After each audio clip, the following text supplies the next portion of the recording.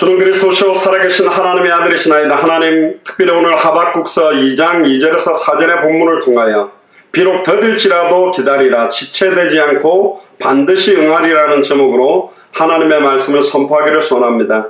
하박국서에 나타나 있는 예수가 그리스도의 되심을 밝히 확인하게 하시고 하박국 선지자를 통하여서 중요한 시대적인 메시지를 선포케 하신 것처럼 이 시대의 하박국 선지자처럼 저와 우리 예수 사랑교회 귀중한 교역자들, 중직자들, 성도들과 후대들을 불러주심을 믿습니다.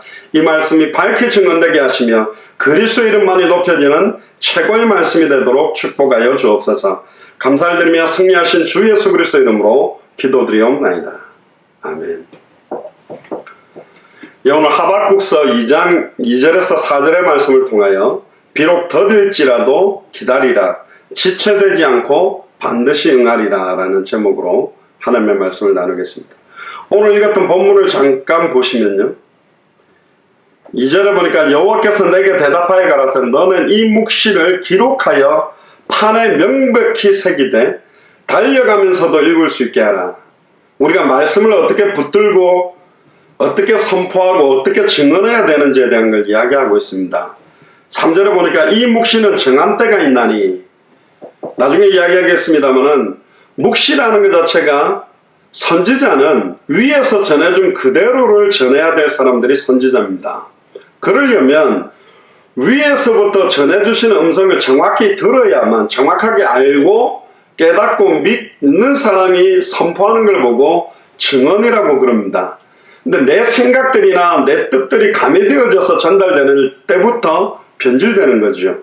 근데 지금 시대가 악함으로 말미암아 이번 주일 강단처럼 엘리 제사장과 홈리와 비냐스뿐만 아니라 수많은 선지자 제사장들이 참된 제사의 의미, 하나님의 말씀을 전해야 되는 핵심을 잃어버리고 말씀들을 전하고 제사를 집행하는 시대가 왔다. 원색적인 복음이 강단에서 증언되지 못하는 시대가 온 겁니다. 정한 때가 있다. 이 때가 어디냐? 보라, 지금은 은혜 받을 만한 때요, 구원의 날이다.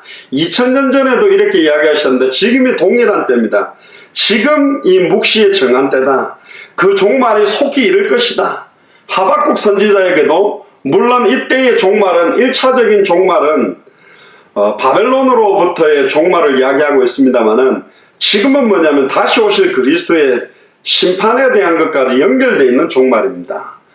창세기는 창조고 계시록은 종말이라고 표현하고 하는 사람들도 있지만 맞기는 한데 각 창세기부터 모든 66권 곳곳 성경마다 종말, 초림 예수 그리스도, 예수가 그리스도로 오실 메시아의 언약이 있으면서도 동일하게 또 한 번 더 재림 예수 그리스도, 다시 오실 그리스도에 대한 종말도 항상 모든 성경에 넣어놨습니다. 그래서 종말론적 신앙이 마지막 때를 살아가는 가장 성경대로 살아가는 믿음입니다. 시한부 종말자들 말고 다시 오실 그리스도를 바라보며 내 끝을 보고 내 남은 인생을 두고 깨어서 다시 오실 그리스도를 바라보며 믿음을 준비하고 지속적인 생명동, 말씀동, 제자운동에 내 삶 자체를 온전히 드리는 것보다 더 멋있는 신앙생활은 없어요. 그래서 그걸 마라나타 신앙이라 그러는데 이것도 지금 많은 사람들이 잃어버렸다. 이 땅에 모든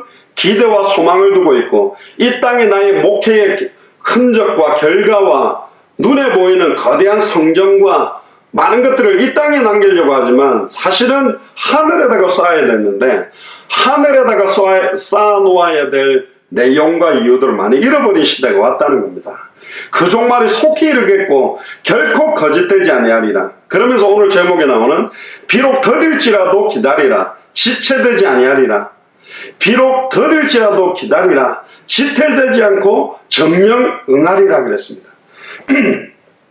그러면 어떻게 더딜지라도 기다려야 되는가? 보라, 그의 마음은 교만하며 그의 속에는 정직하지 못하니라. 그러나 의인이 누굽니까? 하나님의 의를 입은 자죠.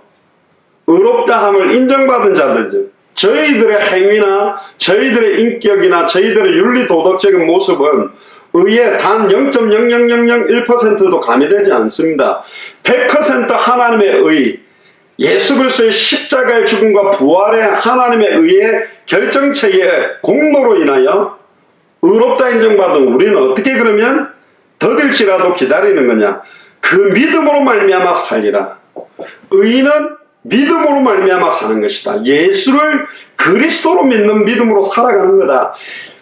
이때는 물론 예수 그리스도의 십자가가 아직 성취되지 않았습니다만 우리에게 적용하는 것은 2000년 전 십자가와 부활로 모든 문제가 끝났다라는 믿음으로 사는 거다.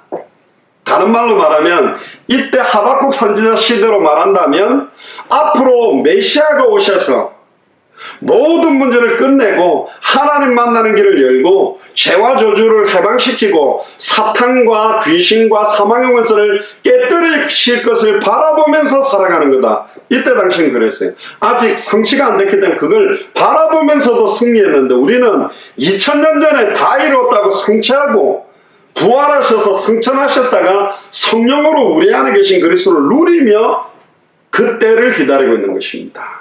그러니까 우리가 더 하박국 선지자보다 더 축복받은 사람입니다. 사실은 그분이 지금 우리 속에 계시면서 이제는 66권의 최종적인 선택, 다시 오실 그리스도의 언약까지 성취하는 발걸음이 우리들에게 이어진 것이죠.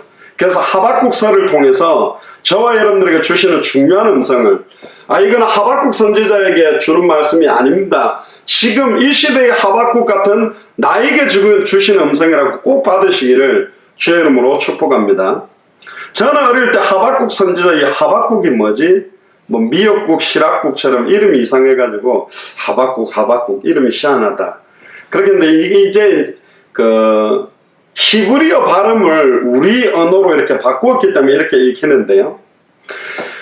오늘 이 하박국서는 1장 1절에도 보니까 하박국서를 선지자 하박국이 받은 계시라고 밝힙니다. 1장에 한번 펴보세요. 1장 1절에 보니까 선지자 하박국의 묵시로 받은 뭐라고 이야기하냐면 경고라고 말합니다. 사실은 이건 이상한 경고가 아닙니다. 마지막 때 수많은 핍박시험 혼란이 일어나는 마지막 때를 완전히 승리하게 하기 위한 하나님의 계획을, 숨겨놓은 계획을 드러내서 밝히려고 하는 것이죠. 하박국서는 예수 그리스도께서 오시기 610년에서 605년 사이에 쓰여졌다고 봅니다. 그러면 이 하박국서가 쓰여질 때 배경이 뭐였냐? 1장 6절을 보니까 이제 내가 바빌로니아 사람을 일으키겠다는 말씀이 나온 거 봐서는 조금 있으면 바벨론이 남유다를 침략할 시대를 두고 이야기하는 겁니다.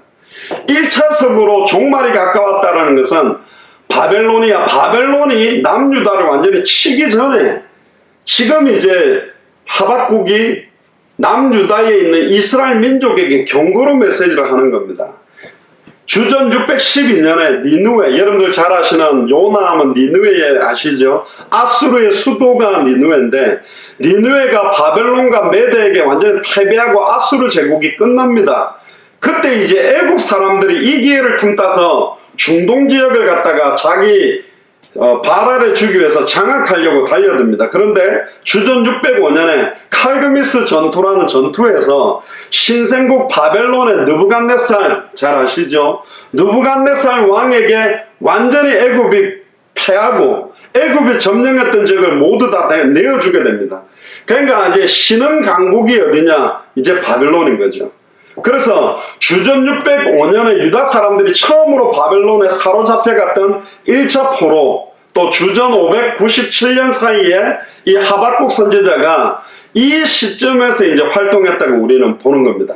그때가 남유다 왕국에는 누가 왕이었냐면 여호야김 왕이 통치하고 있을 때입니다.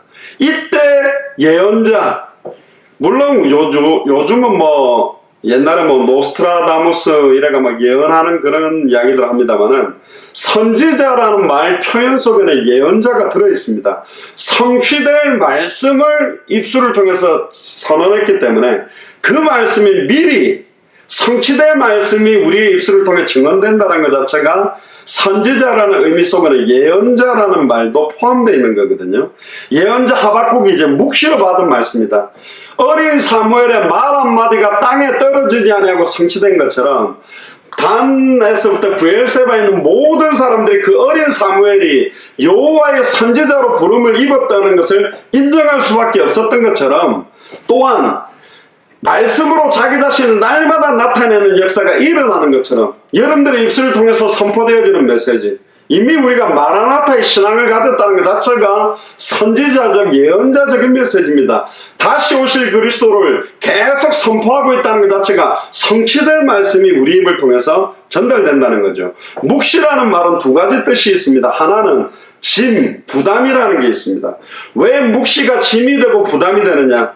하나님의 감추어진 메시지를 전달하면 그게 축복의 메시지라면 많은 사람들이 기뻐하겠지만, 오늘처럼 남유다가 멸망하고 경고의 메시지를 던졌을 때는 어마어마한 핍박을 받을 수 있기 때문에 생명을 걸어놓고 전달해야 됩니다. 예레미야도 이스라엘이 멸망할 거라고 예언하니까 아예 감옥에다가 집어넣어 버렸거든요.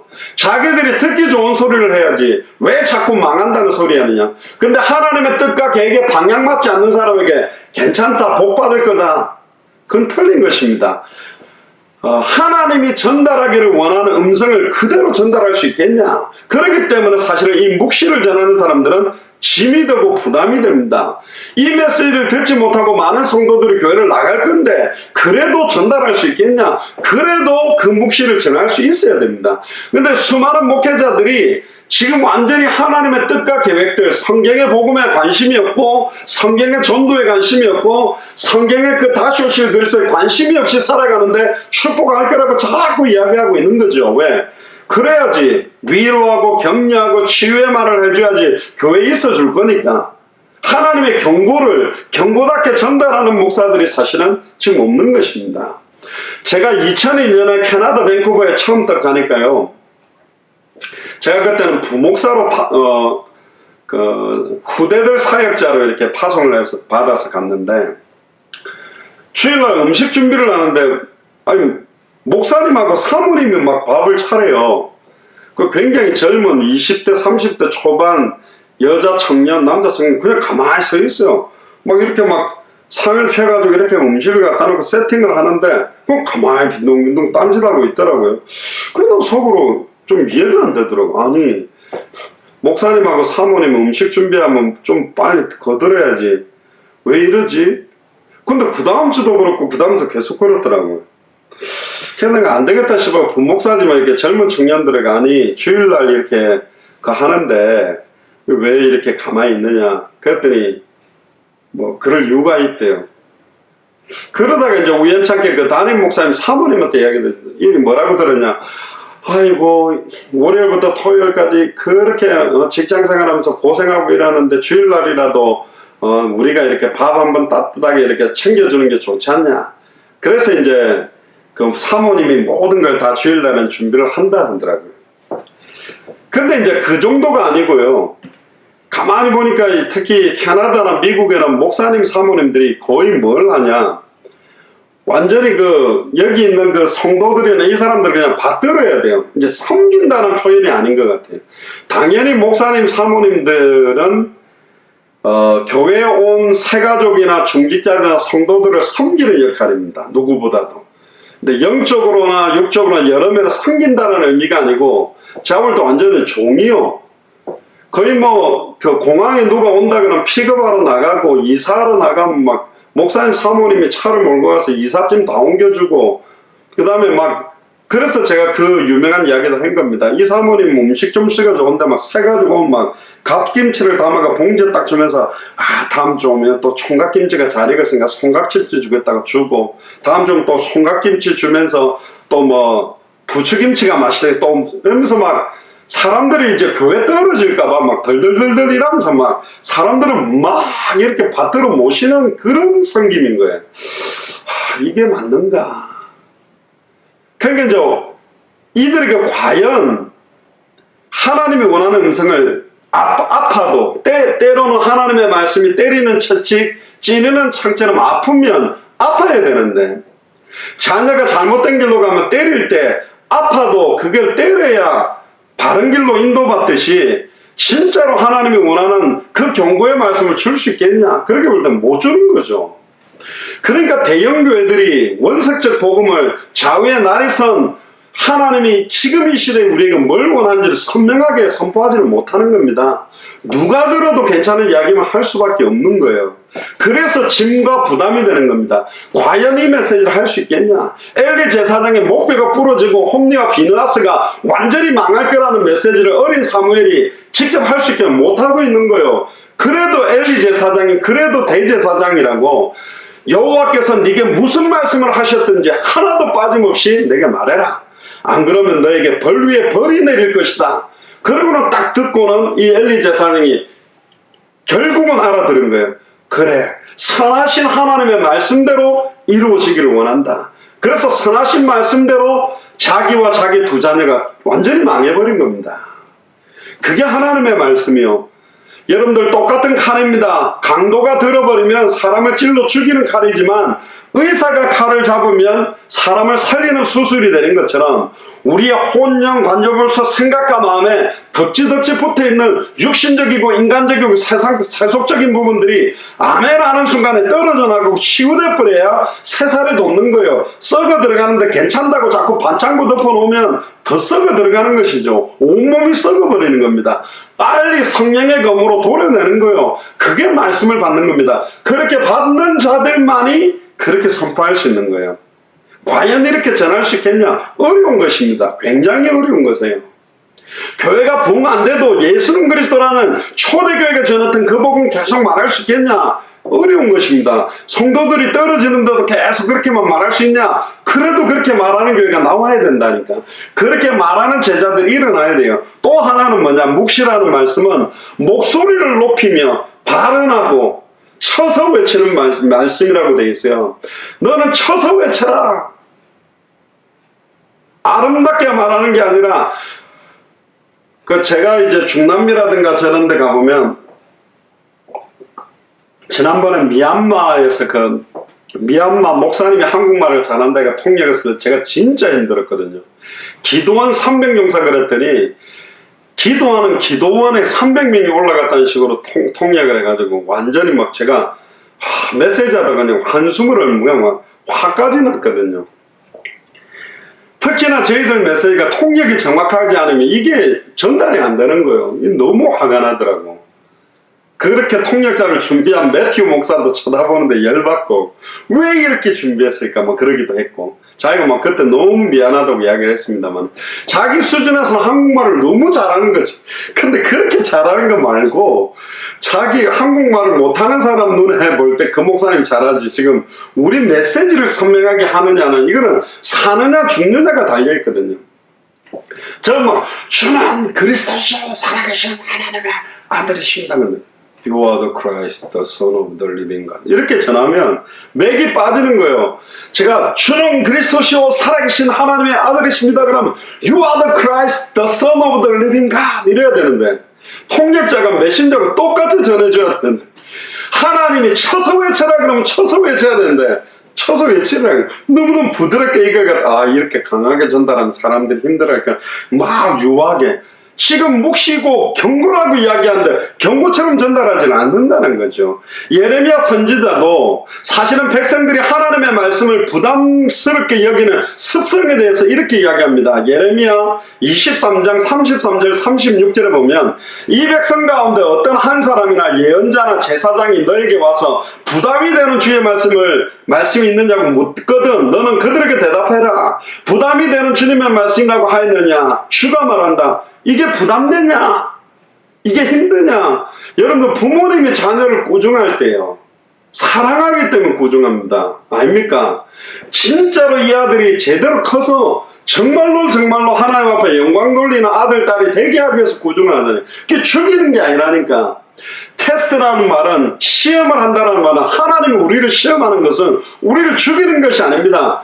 학교에서 테스트를 본다, 시험을 본다는 것은 실력을 향상시켜서 굉장히 어린아이와 같은 우리 수준을 장성한 믿음의 분량에 강한 용사처럼 청년으로 강한 용사로 환난한 인내를 연다는 소망을 이루어서 하나님이 원하시는 뜻과 계획을 이루는 전신갑주를 입은 대장부로 키우려고 사실은 연단을 하는 겁니다. 근데 그걸 안 받아들이겠다, 조금만 힘든 말을 못 받아들이겠다, 그러면 영적 싸움이나 당대 세계봉화는 못하는 거죠. 이게 못 넘어서는 거예요. 부담이 아니니까요. 우리의 모든 그릇들, 영적인 시간표들을 나에게 주시는 소원과 계획들을 넓혀가는 겁니다. 근데 이걸 못 듣는 것이죠. 부담이 되는 주님의 말씀이라는 표현, 그걸 성경에도 직접 이야기합니다. 이걸 못 받는 사람이 있고 받는 사람이 있다는 거예요. 하나님의 음성으로 받는 순간부터 살아나는 것입니다. 저는 어릴 때 많이 들었습니다. 목사님이 강단에서 말씀 가지고 나를 쳤다, 나를 쳤다 이러면서 막 목사님하고 상처받는 이야기를 봤습니다. 제가 늘 이야기한 거 아닙니까? 만약에 제가 어떤 집사님을 치려고 메시지를 빗대가지고 그 사람을 막 공격했다고 칩시다. 제가 설교를, 그런 누구누구를 갖다가 쳐야 되겠다 이거 설교를 해가지고 막 빗대가지고 치는 설교를 했다 칩시다. 그런데요, 만약에 여러분들이 또 그 당사자가 그 메시지를 하나님의 음성으로 들어버리면 완전히 치유되고 살아버립니다. 저는 분명히 단언합니다. 인간적으로 어떤 사람을 죽이려고 설교를 막 이렇게 해가지고 어떤 사람을 죽이려고 공격한다. 하나님 분명히 그 메신저를, 그 목사를, 그 선교사를 하나님이 치실 거라고 저는 믿습니다. 그렇게 전달한다면. 그게 맞는 거예요.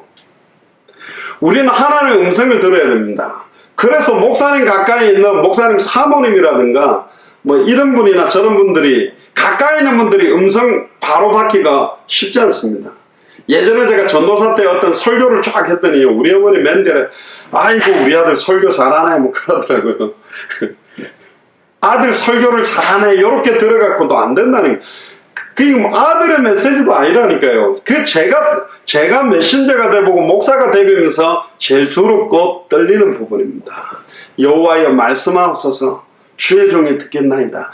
주의 종이 여호와의 말씀을 들어서 전달하고 있냐, 내 생각, 내가 원하는 목표에다가 말씀을 끼워 맞추느냐, 그 싸움이 하나님이 원하는 말씀을 대언하기 위해서는 굉장한 몸부림이라니까요. 굉장히 조심해야 됩니다. 구체적으로 전달할수록 이게 인간적인 의도가 들어갔다고 사람들이 보게 되기 때문에 그렇습니다. 성령께서 친히 무엇을 말할까 염려하지 마라, 말할 그때에 말할 것을 주겠다, 그렇게 말씀하셨기 때문에, 말씀하시는 이는 너희 안에 계시는 성령이시다 그랬기 때문에 이 말씀은 살리기도 하고 죽이기도 하는 능력이 있기 때문에 너무너무 중요한 겁니다.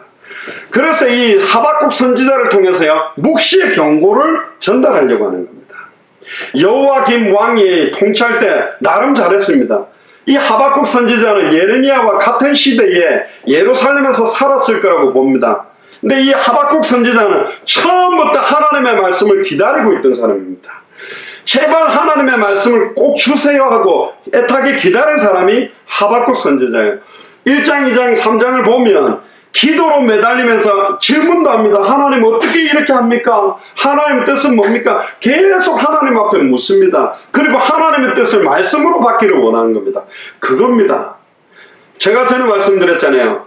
여러분들은 경제 축복 오는 것보다 성취될 말씀이 내게 딱 왔다, 그거보다 더 기쁜 건 없는 겁니다. 이 말씀이 내게 있으면 내게 살아서 역사하기 시작할 거기 때문에.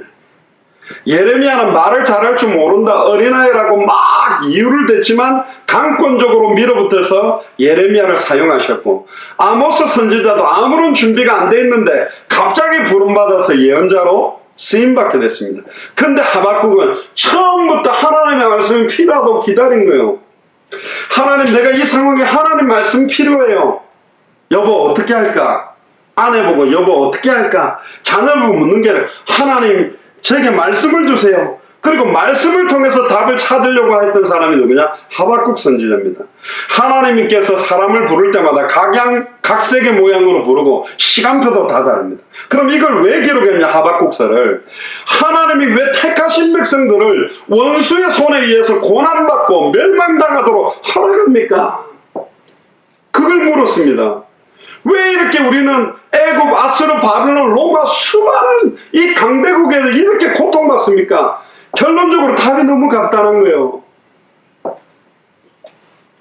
모든 나라의 선지자의 나라요, 제사장의 나라요, 왕의 나라인 이 이스라엘이 선민의 시기에 사로잡혀서 이 시대의 최고의 강대국에 복음을 전하러 들어가지 않았습니다. 그래서 하나님은 애굽, 바벨론, 로마, 아수르, 아예 여기에 포로로 속국으로 아예 잡혀 들어가게 만들어가지고 그 안에서 하나님 살아계심을 드러냈다니까요. 애굽에서는 요셉을 통해서 하나님 살아계심을 완전히 드러냈습니다. 애굽에 출애굽할 때 모세를 통해서 하나님 살아계심을 드러냈습니다. 아수르 18만 5천을 히스기야 한 사람의 기도를 통해 쳐버렸습니다. 바벨론, 여러분들 잘 아시다시피 다니엘, 사드락, 메삭, 아벳느고 몇 사람에 의해서 느부갓네살, 다리오 왕이 하나님 살아계시다가 손들게 만들었습니다. 속국이 된 것 같은데 잘 들어보세요. 수많은 사람들은 속국의 상태라고 생각합니다. 수많은 사람들은 포로로 잡혀서 그 현실을 막 탄식하고 있습니다. 그러나 소수의 요셉, 모세, 다니엘, 사드락, 메삭, 아벳느고 이들을 통해 12제자 사도 바울을 통해 로마에도 하나님 살아계심을 드러내고 250년 만에 로마의 국교로 기독교를 공인하도록 딱 만들어놔 버렸다니까. 할렐루야. 지금 우리에게 이야기하는 겁니다. 어떤 사람은 이 땅에 사는 광야와 같은 생활 속에서 가나안 땅으로 들어가지 못하고 계속 광야를 돌다가 죽는 인생을 사는 사람이 있고, 언약궤를 따라 믿음으로 요단을 가르고 가나안 땅에 들어와서 7족속 31왕을 정복하고 다스리는 여호수아 갈렙과 같은 사람이 있다니까요. 소수의 믿음의 사람이 있습니다. 많은 크리스찬들이 있는데 현장에서 생명운동, 말씀운동, 제자운동 하면서 그 지역을 정복하고 하나님 살아계심을 드러내는 역할을 하는 사람들이 있다. 왜 택하신 백성들이 원수의 손에 의해 고난받도록 허락합니까? 너희들이 강대국에 이 복음을 전하고 있지 않기 때문에. 모든 족속으로 제자를 삼고 너희로 인하여 천하 만민이 복을 얻을 거라고 아브라함 때부터 너희들이 복의 근원이라 그랬는데, 너 복의 근원이 그 복을 바라지 않고 있기 때문에, 그 빛을 바라고 있지 않기 때문에 억지로라도 복음 가진 자들을 포로로 속국으로 끌려 들어가게 만들어서 그 안에서 하나님 살아계심을 드러내는 겁니다. 그러면 결단하고 믿음으로 들어간다고 완전 살리는 거예요. 그래서 사도 바울은 아예 도망가도 되는데 내가 이제 가이사 앞에 서야 되겠다, 로마도 봐야 되겠다, 서바나까지 가겠다고 아예 포로로 잡혀 들어간 겁니다. 가이사 황제를 만나러 들어간 거예요. 사실은 시간표 온 거죠. 하나님께서 사실은 이제 워싱턴으로 들어가게 하는 것도 이 시대에 애굽, 아수르, 바벨론, 로마를 잇는 강대국이 어디냐? 미국입니다. 전 세계 200개 나라의 가장 엘리트 리더들, 정치, 경제, 사회, 문화를 움직이는 사람들이 미국을 베이스로 왔다 갔다 하면서 움직이고 있습니다. 지금 미국 보세요. 막 중국까지 흔들고 일본 그냥 흔들고 못 흔드는 나라가 없어요. 완전히 마음대로 흔들고 다닙니다. 이 시대의 최고의 우상국가가 어디냐? 미국입니다. 왜? 200개 나라 사람들이 다 몰려 들어와서 그 200개 나라의 모든 정치, 경제, 사회, 문화뿐만 아니라 종교와 우상까지 다 갖다 놨다니까. 전 세계에 있는 우상이 그대로 옮겨왔어요. 미국에도 곳곳에 지금 절이 들어왔다니까. 미국 절이 아닙니다. 한국에서 건너온 그 무슨 사 이런 사 다 들어와 있어요. 아니 여호와 증인 이단 사이비들까지 신천지 뭐 다 들어와 있다는 여기 미국에도. 여기에 하나님 살아계심을 드러내지 않으면 포로 속국이 돼서 이 복음이 증거되게 만들겠다. 근데 이제 시간표가 돼서 저희들이 워싱턴으로 들어가고 기도하는 겁니다. 오늘 본문에 한 번 더 보세요. 너는 이 묵시를 기록하여 판에 명백히 새겨라. 달려가면서도 읽을 수 있게 해라.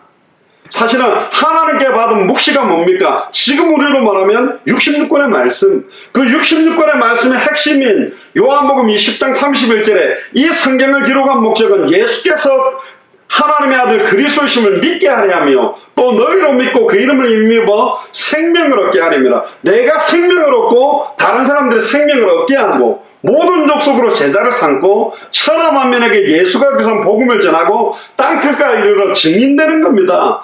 그렇게 성경이 복잡한 내용이 아니면 너무너무 심플하고 간단한데 이걸 다 잃어버린 겁니다. 달려가면서도 읽게 해라. 언제 어디서든지 버스 안에서도 복음 전할 수 있고 어디서든지 마차에서도 복음을 전했던 빌립 집사 보세요. 엠마오로 가는 두 제자와 걸어가면서 길에서 말씀 운동한 예수님을 보세요. 어디서든지 말씀 운동할 수 있도록 해라. 이 묵시는 정한 때가 있나니 그 종말이 속히 이르겠고 결코 거짓되지 아니하리라. 비록 더딜지라도 기다려라. 지체되지 않고 반드시 응하리라. 할렐루야. 베드로도 말했습니다. 더딘 게 아니다. 하루가 천년 같고 천년이 하루 같다. 안 오는 게 아니다. 한 사람도 잃어버리지 않고 찾아야 하기 때문에 이 시간표가 밀린 겁니다. 왜 다시 오실 그리스도의 시간표가 밀렸냐? 200개 나라마다 흩어져 있는 목사님, 선교사님 수많은 교회가 이 복음을 듣지 못해서 입술이 말라붙었고 입천장이 불렀고 떡을 구하는데 그 생명의 떡 영생수를 주지 못하고 있기 때문에 지금 그 나라마다 이 복음을 들어야 될 사람인데 그게 전달돼서 그 영혼이 복음을 받아야 주님이 오실 건데 이 복음을 들고 움직이는 발걸음이 그래서 아름다운 건데 누가 나를 위해 갈고 누가 나를 위해 갈고 전하는 자가 없으니 듣지를 못하고 듣지를 못하니 믿지를 못하고 믿지를 못하니 부르지를 못한다. 로마서 10장 13절에 누구든지 주의 이름을 부르면 구원받는데 예수님을 나의 주로 나의 그리스도로 부르면 구원받는데 전해주는 자가 없다. 누가 나를 위해 갈고 누가 나를 위해 주님 내가 여기 있사오니 나를 보내소서 나를 보내소서. 이 부르심에 응답할 자가 없다는 거예요. 어린 사무엘을 그래서 부른 겁니다. 그래서 우리를 부른 거예요. 너무너무 부족한데 오직 예수 그리스도와 십자가에 못 박히신 것 외에는 말 안 할 사람을 찾는 거예요. 그래야만 성령이 나타나고 능력이 임할 거니까. 아멘입니까? 가장 똑똑한 사람이라니까. 그게 무식한 사람이 아니에요. 어려운 이야기 할 수 있습니다. 굉장히 주소 뽑아내가지고 할 수 있어요. 그럼 자기 전하는 사람도 모르고 듣는 사람도 헷갈리는 그런 이야기가 중요한 게 아니라 날마다 선명한 예수 그리스도와 십자가가 정확하게 전달되고 있냐. 그래서 의인은 그 믿음으로 말미암아 살아라. 특히 하박국 1장 2절에 보세요. 여호와여 내가 부르짖어도 주께서 듣지 아니하시니 잘못 부르짖는 거요. 왜 남유다가 이렇게 고난받습니다. 받습니까? 그걸 부르짖는 게 아니라니까. 뭘 부르짖어야 됩니까? 하나님 남유다가 회개하게 하시고 빨리 이 복음 앞에 생명을 걸고 쳐서 외칠 자들이 일어나게 해주세요. 그거 해야 되는데 현실 상황이 너무 어려워지니까 왜 우리를 구원하지 않습니까? 아니 망할 짓 했는데 지금까지 애굽 아수르 바벨론 로마에 왜 망할 수 없는 이스라엘이 망합니까? 그게 마태복음 16장 13절 20절입니다. 망할 수 없는 이스라엘이 왜 지금 로마의 속국 상태에 있는지 아느냐? 사람들이 나를 누구라고 하느냐? 나를 엘리야로 알고 있기 때문에 너희들이 속국이 된 거다. 포로가 된 거다. 이 바보들아. 나를 예레미야로 알고 있기 때문에 나를 세례요한으로 알고 있기 때문에 나를 선지자 중에 하나로 알고 있기 때문에 내가 누구냐? 영생은 유일하신 참 하나님과 그의 보내신 자 독생자 예수 그리스도를 알아야 돼요. 예수님을 그리스도로 정확하게 알아야 속국되는 게 아니라 그 나라와 그 지역을 정복하고 다스릴 건데 이거 하나 몰라서 너희들이 속국 상태로 있다. 가이사 황제의 이름과 에돔 족속 헤롯 빌립의 이름이 합한 가이사라 빌립보에서 이야기를 한 거예요. 너희들이 왜 그 에세의 후손 에돔 족속 밑에서 이렇게 종노릇하고 사는지 아느냐? 한 가지를 몰라서 예수님이 그리스도라는 이 언약 하나를 몰라서 너희들이 이렇게 속국이 됐다. 그걸 깨닫게 하는 거예요. 지금 우리도 예수님이 나의 그리스도라는 사실을 모르면 속국이 되는 것입니다. 포로가 된 거예요. 정복하고 다스려야 될 사람이 속국이 되고 포로가 된 상태가 됐다니까. 여러분들이 불신자 상사 밑에서 일한다 할지라도 나만 장군 집에 있었던 계집 여종처럼 한 가지만 정확하게 알면 하나님 만나는 길, 죄와 저주에서 해방받는 길, 사탄과 사망 권세에서 승리하는 길만 간단하게 전해줘도 승리하게 할 수 있다니까요. 하박국 1장 5절을 보세요. 여호와께서 이르시되 너희는 여러 나라를 보고 또 보고 놀라고 또 놀랄지어다. 여러 나라를 보래. 너희들이 왜 수많은 적이 있었던 애굽, 아수르, 바벨론, 로마 저 여러 나라를 보고 놀라라. 너희의 성전에 내가 한 가지 일을 행할 것이다. 누가 너에게 말할지라도 너희가 믿지 않는 한 가지 일이 뭡니까? 그게 메시아의 언약의 성취입니다. 1장 12절을 보세요. 선지자가 이르되 여호와 나의 하나님 나의 거룩한 이시여 주께서는 만세 전부터 계시지 아니하나이까 우리가 사망에 이르지 아니하리이다. 여호와여 주께서 심판하기 위하여 그들을 두셨나이다. 반석이시여 주께서 경계하기 위하여 그들을 세웠나이다. 남유다가 완전히 하나님의 언약의 말씀과 참된 예배와 제사 앞에 서지 않기 때문에 바벨론을 몰아붙여서 경고하고 무너뜨리고 있는 겁니다. 무너져야 된다니까. 하나님을 대적하여 높아진 모든 것들이 무너져야 되고, 갈라디아서 2장 20절에 내가 그리스도와 함께 십자가에 못 박혀 죽어야 내게 사는 이는 그리스도니 내가 죽는 것도 유익하게 되는 거예요. 그 메시지를 주고자 하는 겁니다. 그러면서 하박국 2장 20절에 오직 여호와는 그 성전에 계시니 온 땅은 그 앞에서 잠잠할지어다.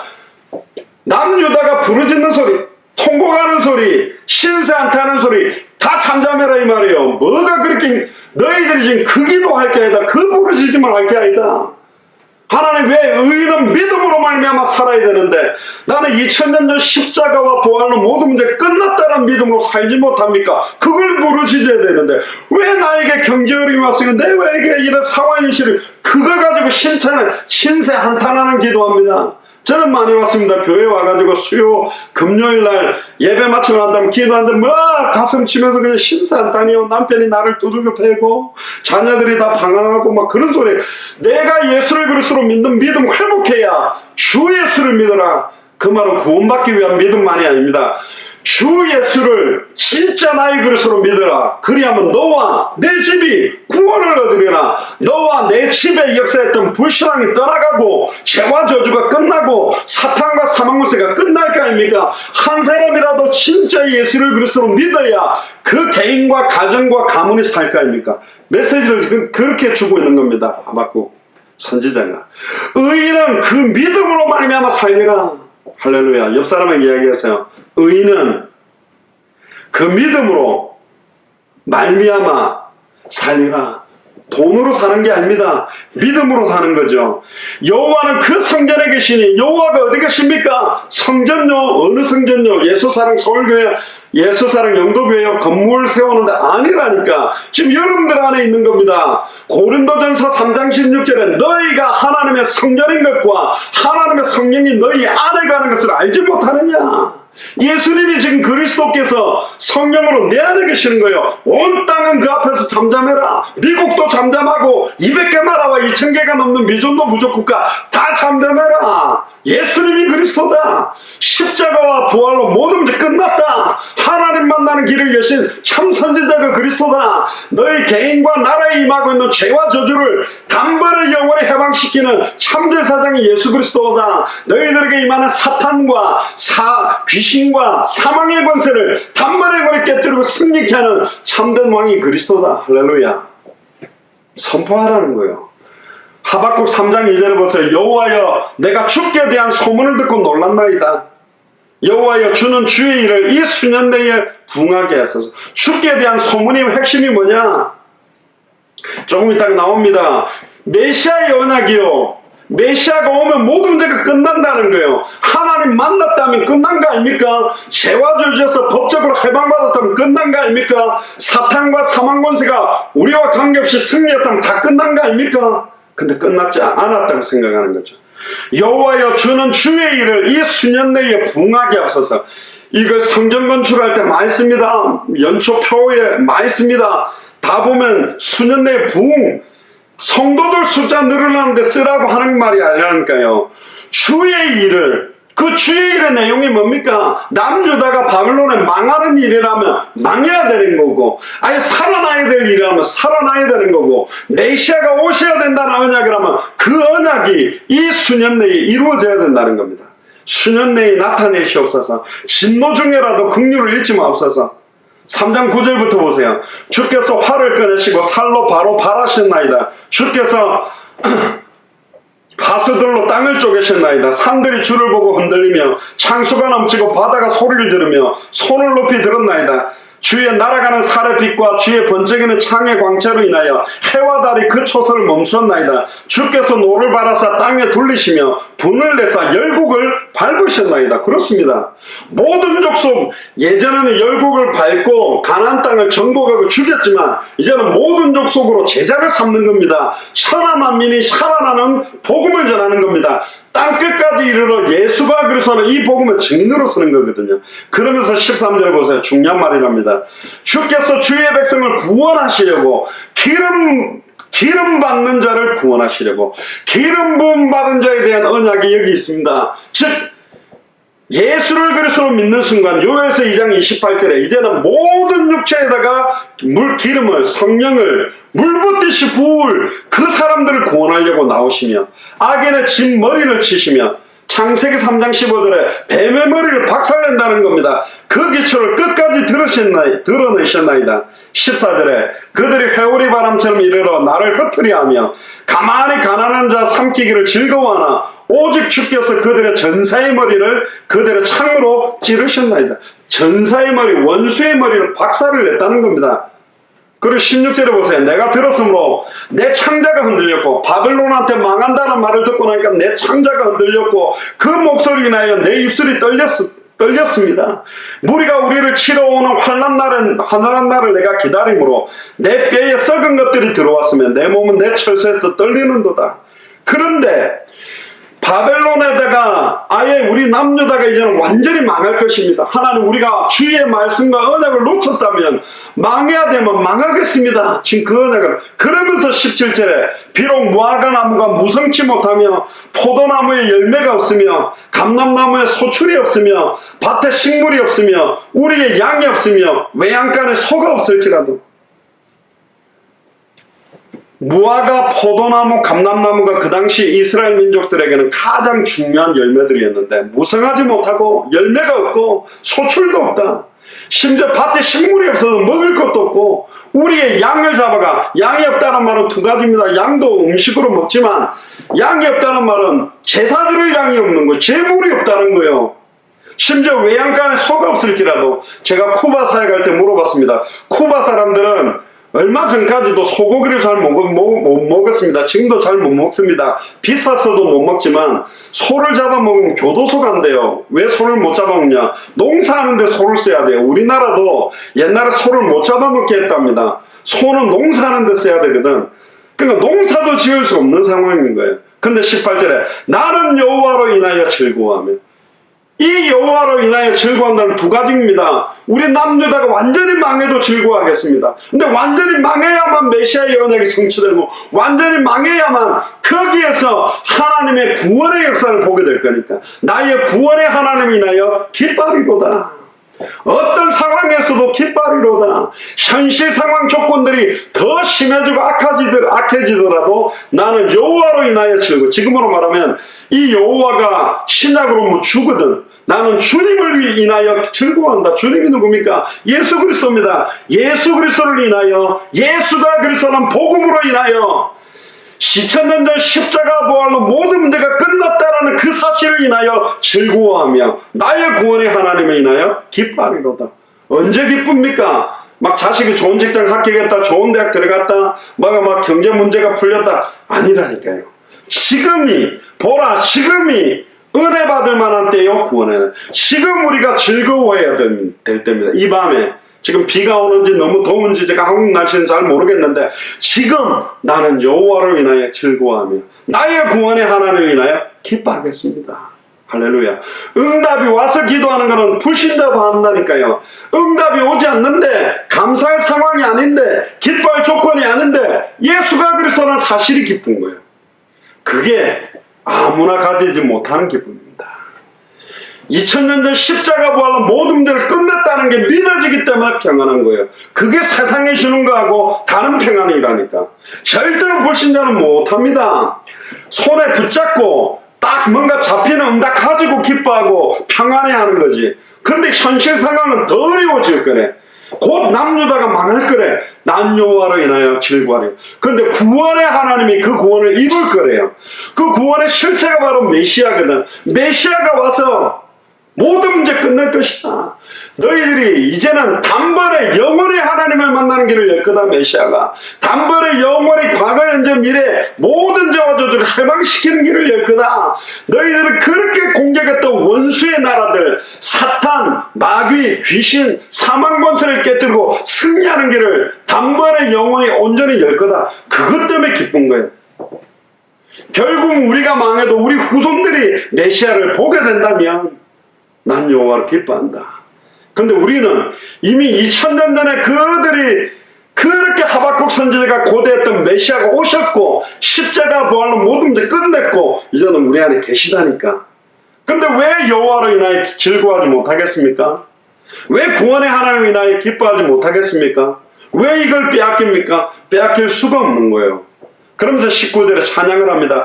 주 여호와는 나의 힘이시라. 나의 발을 사슴 같게 하사. 사슴이 얼마나 벌떡벌떡 뜁니까? 너무 기쁘면 막 봐봐 막 동동동 뛰죠. 나로 나의 높은 곳에 다니게 하시리라. 이 노래는 영장을 위하여 내 수금에 맞춘 것이다. 결론입니다. 하박국 선지자가 하나님께서 성취할 계획을 깨닫고 난 다음에 남유다가 망합니까? 그럼 망해도 됩니다. 메시아의 언약, 구원의 하나님의 언약이 이루어진다면 우리는 완전 망한다 할지라도 난 여호와로 인하여 즐거워할 수 있습니다. 그 고백을 하게 된 겁니다. 그러면서 하박국 2장 4절에 의인은 오직 믿음으로 말미암아 살리라 함과 같다를 계속 강조하고 있습니다. 예수를 그리스도로 믿는 믿음으로 사는 거다. 예수를 그리스도로 믿는 믿음으로 사는 거다. 예수를 그리스도로 믿는 믿음으로 사는 거다. 예수를 그리스도로 믿는 믿음은 이미 2000년 전 십자가 부활로 내 인생 모든 문제 끝났다.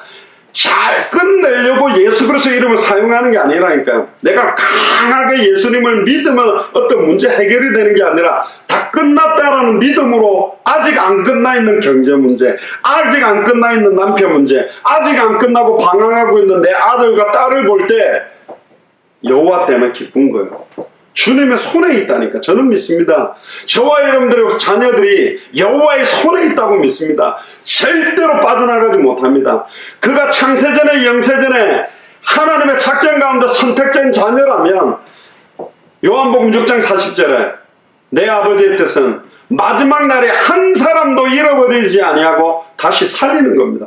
절대로 놓치지 않는다 그랬습니다. 특히 요한복음 6장 38절에 내가 하늘에서 내려온 것은 내 뜻을 행하려 함이 아니요 나를 보내신 이의 뜻을 행하려 함이라. 나를 보내신 이의 뜻은 내게 주신 자 중에 내가 하나도 잃어버리지 아니하고 마지막 날에 다시 살리는 이것이니 내 아버지의 뜻은 아들을 보고 믿는 자마다 예수님을 보고 그리스도로 믿는 자마다 영생을 얻는 이것이니 마지막 날에 내가 이를 다시 살리리라. 예수를 그리스도로 믿는 자는 결코 나는 부활이요 생명이니 나를 믿는 자는 죽어도 살겠고 무릇 살아서 나를 믿는 자는 영원히 죽지 아니한다.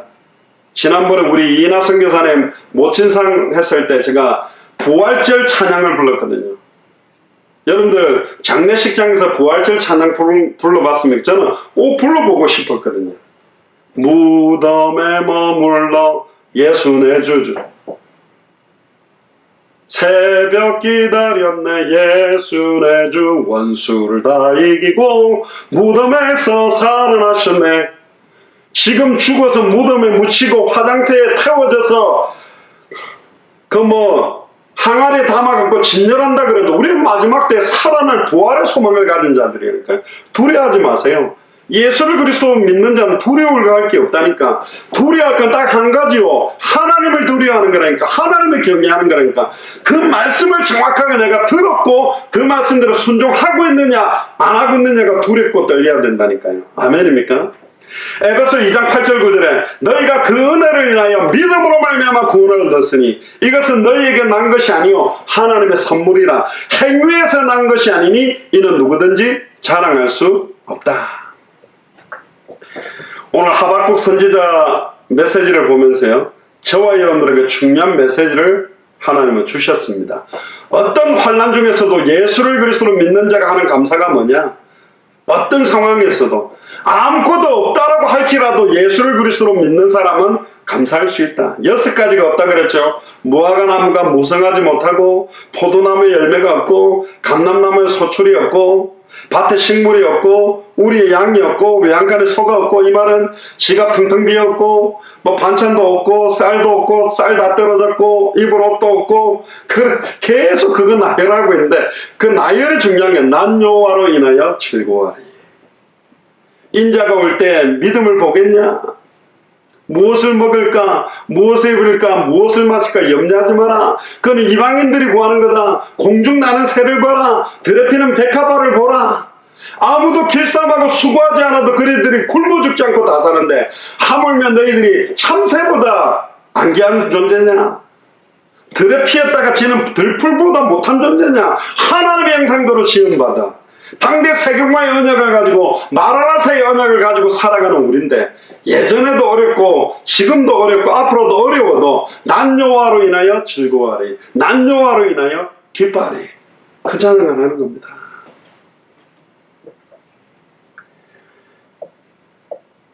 오늘 이 밤에 저와 여러분들이 참된 감사를 회복해야 됩니다. 무엇으로 인하여? 하박국 선지자는 구원의 하나님께 감사했습니다. 그 구원의 실체가 되시는 메시아가 오는 걸 직접 보지는 못했지만, 우리는 2000년 전에 예수님께서 메시아로, 예수님께서 그리스도로 오셔서 십자가의 죽음과 부활을 목격했고, 성경을 통해 성천을 목격했고, 성령으로 임하심을 목격하고, 그 성령이 지금 우리 안에 계심을 믿고 있는 사람들입니다. 그리고 이제 마지막 다시 오실 그리스도를 바라보고 사는 겁니다. 의인은 믿음으로 말미암아 살리라. 의인은 예수를 그리스도로 믿는 믿음으로 말미암아 사는 거다. 옆 사람한테 이야기하세요. 당신은 예수를 그리스도로 믿는 믿음으로 말미암아 살아야 됩니다. 아멘. 기도하겠습니다. 지금은 우리 주 예수 그리스도의 은혜와 하나님의 크신 사랑하심과 성령님의 내주인도 역사교통 충만하심이 어떤 상황, 현실, 조건 속에서도 의인은 믿음으로 말미암아 살리라고 선언한 것처럼, 어떤 상황, 현실, 조건에서도 예수를 그리스도로 믿는 믿음으로 승리하며 이제 모든 족속을 향해, 천하 만민을 향해, 땅끝을 향해, 우리 지역에 사는 모든 불신자들과 기존 신자들을 향해 예수가 그리스도라는 참된 성경의 복음의 비밀과 은혜들을 말하지 않고는 견딜 수 없는 증인으로 서기를 결단하며, 단 한 번밖에 없는 생애에 다시 오실 그리스도를 바라보며, 성경의 복음이 나의 복음이며 성경의 전도가 나의 전도며 성경의 끝이 나의 인생의 끝이 되기 원해서 내 남은 생을 온전히 드리기로 결단하는 우리 예수사랑교회 마라나타 미션을 철저히 모든 교역자들과 중직자들과 성도들과 우리 후대들 머리 위에, 특별히 네팔 2주간 사역을 두고 기도하며 준비하고 계시는 고명희 선교사님, 람타파 목사님, 모세 형제, 전명인경 선교사님과 연결되어 있는 모든 선교 현장과 다른 선교 지역의 모든 선교사님들의 사역 위에 지금으로부터 영원토록 항상 함께 계실지어다. 아멘.